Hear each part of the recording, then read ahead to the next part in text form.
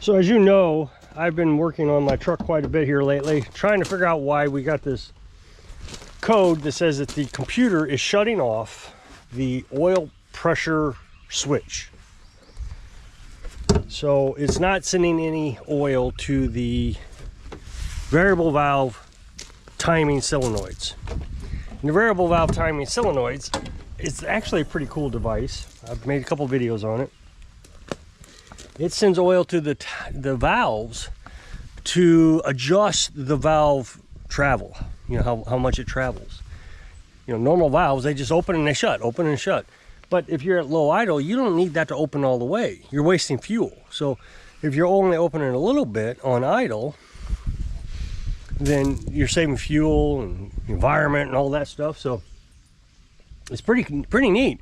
And so then when you need power, the solenoids open up, the computer opens up the solenoids with oil, or no, with electric, excuse me, and the oil goes in there and then opens those valves all the way up so you get maximum power. And it has made 4-cylinder engines much more powerful. This engine here has as much power as the 1980s Trans Am. I looked that up, I was just curious. So I have almost as much power as Knight Rider. So after doing all the work, variable valve solenoids, oil change, new pressure sensor, oil pressure sensor, it's still coded. Now it coded when I had a lawnmower in the back and I was trying to go from dead stop to up a hill. So I was trying to get power to go up a hill and it coded. What happened was the transmission didn't want to shift. I could hear it, so it ran up to about 5,000 RPMs. So I got to Googling and researching what would cause that. You know, with the code, which is the oil pressure switch is off, and only when I need power. Now, the oil pressure was fine. It was at 70 PSI, which is exactly what I wanted. And it came up with the computer, the ECM, I think it is. It might be EMC, I think it's ECM. Electronic control module, I think is what it's called. Now this is the brain, this is what does all the work, and that is what's telling the solenoids to open or shut. It does a lot of other things too, but that's what it primarily does. Now this thing is super easy to get out. All I gotta do is take out, you know, just lift this little clip up right here. There's another little clip over here. Unplug these, there's 3 of them. Comes out, put a new one in, plug it back in, and you're not running. These have to be programmed. I looked at, can I get a programmed one? And really after 2015, you can't even buy used. After 2015, you have to get them programmed, well, a variety of ways. You go to a mechanic, a dealer, or I'm gonna call my local mechanic. I'm really hopeful he can do it. I'm sure he can. He seems to be pretty knowledgeable. So it's expensive. You know, the module itself is $200, $267, and I guess they're gonna charge me, you know, $300 to program it, which, you know, I think is ridiculous, but that's what it is. That is the next step we're gonna take. Now, Carolyn completely agrees that's what we're gonna do. We're gonna go to the mechanic and say, just change it. Now, I looked up, can I get one that is programmed? And there are 2 websites out there that I found that you can buy a programmed module. But the reviews are absolutely atrocious. I mean, there's some good reviews, so apparently they're an actual business. One of them is registered with the BBC, or the Better Business Bureau, except BBB, and the other one wasn't. But they both have basically just rotten. On the Better Business Bureau website, they were rated as 1 out of 5 stars. They were rated as 1. So I don't want to buy a $267 module or whatever it's going to cost and not get it, or it takes forever to get, or it doesn't work and I got to return it, because that's all the reviews were. It was just, so that's what my next step is. And like I said, this is what we agreed to do. I mean, I got a comment yesterday, kind of aggravated me. You're stupid. You know, they always got to start out with some derogatory. Just take it to a mechanic and let them figure out what's wrong with it. You're wasting all your money. Well, no, I'm not wasting my money. So far, I have like $80 in this. I mean, I changed the oil, but I'm not counting that, but I bought 2 sets of solenoids, $30 each, so that's $60, and the oil pressure sensor, which was $20, so I'm up 80 bucks. I haven't even spent as much money as what 1 hour of the mechanic would cost. So I feel like, hey, you know what? I spent this money and I have a new sensor, I have a new solenoid. So that's not a bad idea. You should, you know, you got new stuff. Now I replaced some other things like the PCV valve, but again, that's just regular maintenance. I should have done that anyways. It had nothing to do with my code.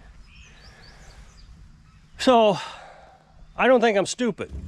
And even if I spend the $267 plus the whatever the mechanic's going to cost, and that doesn't fix it, I still don't think it's a complete waste of money. And here's why. I think the mechanic is going to do exactly what I did. He's going to change the solenoids or the sensor, one of the two. Say, okay, it's fixed, because he's going to take it for a 10-minute test drive and bring it back. Say, okay, it didn't code again.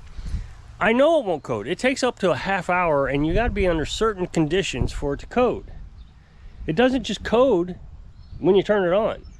So then it's going to code after I pay him. You know, he's going to want $200-300 to change that sensor. So then it codes. Then I got to take it back, and then he's going to change the solenoids or the sensor, whatever. And then he'll take it for a 10-minute test drive, and it won't code. He'll give it to me. I'll spend $200-400, whatever it is.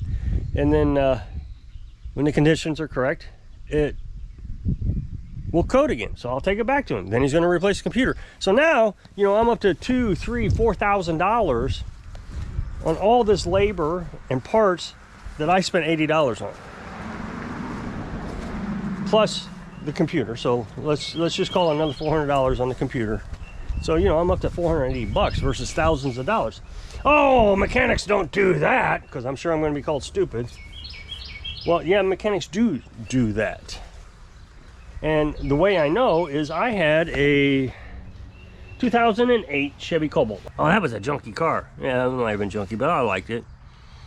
So we were around 90,000 miles. It was still under warranty. And the code came up, and I had my little reader. I put the reader in it, and it said needs new fuel injectors.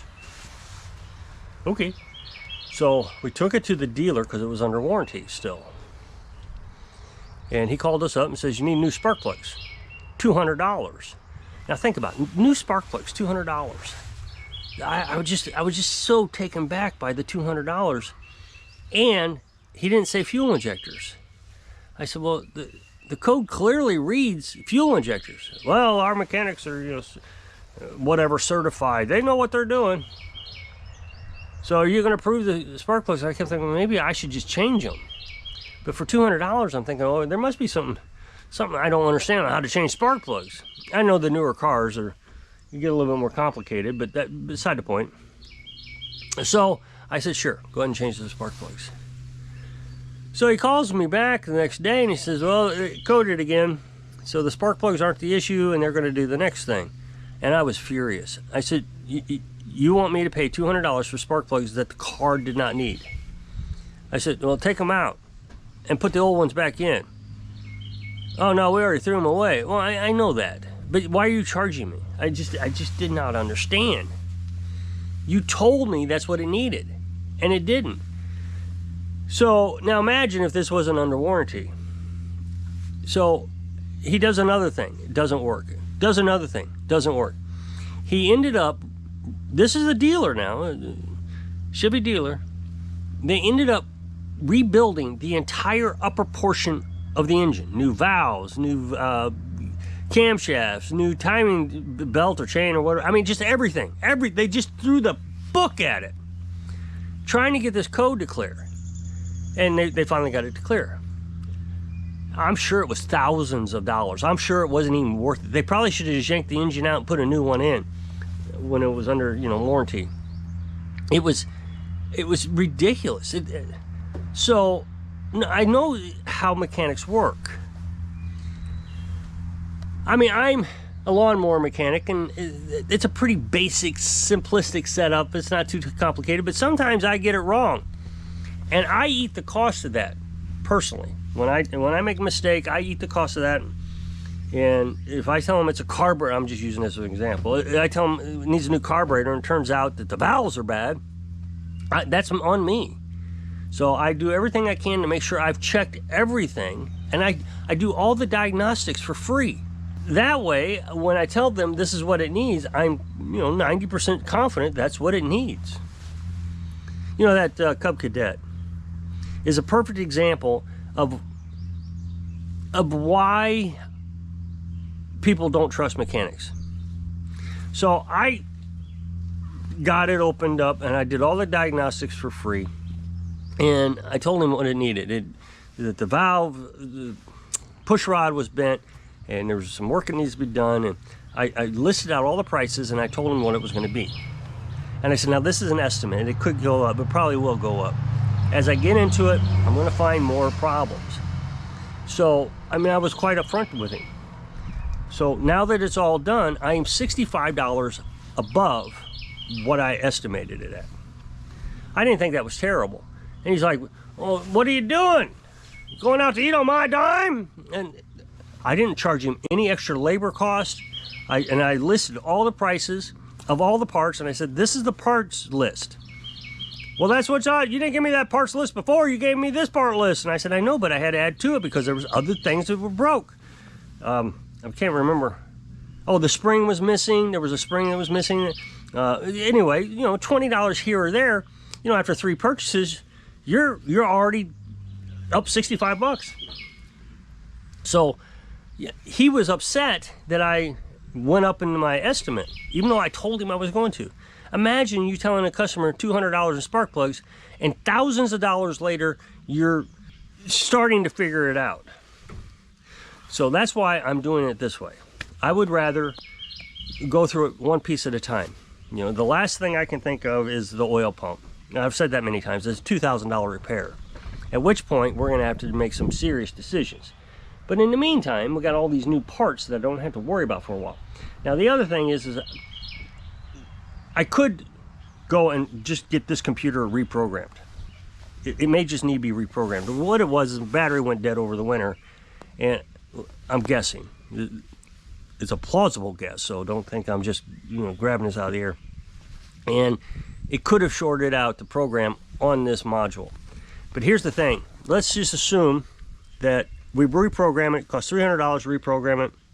Again, I don't know the actual cost. But let's say it's $300 reprogram it, and that doesn't work. And then we find out that I got to replace the computer anyways.